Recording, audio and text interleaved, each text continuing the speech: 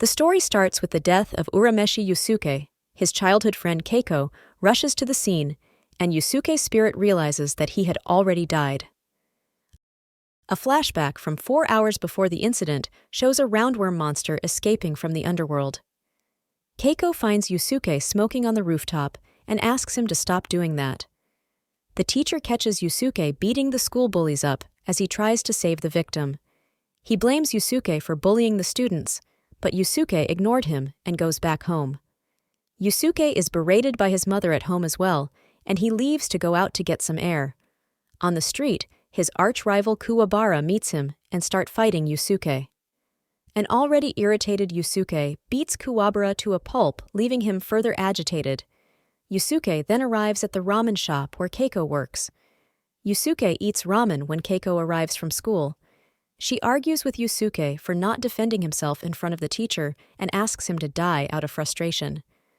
Meanwhile, the roundworm monster possesses a truck driver and forces him to drive onto the road that Yusuke is on.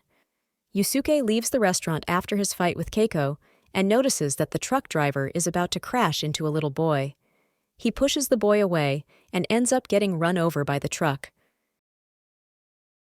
The narrator states that the human and the demon world were connected in the past, where the yokai attacked humans who came to the human world.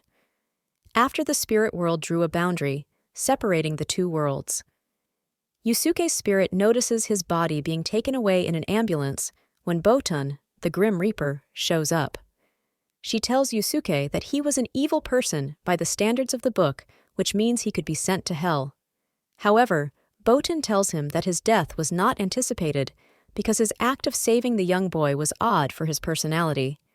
Botan takes Yusuke to the spirit world to meet her boss, Koenma. Koenma tells Yusuke that he will be reincarnated if he agrees to be a spirit detective for the spirit world. His duties as a spirit detective would be to stop the yokai that are invading the human world. Yusuke doesn't have any interest in it, so he refuses the offer. Meanwhile, Sakyo is the owner of several casinos.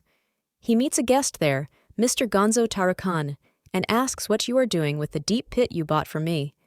Sakyo tells Mr. Gonzo that the pit is a gateway to the demon world.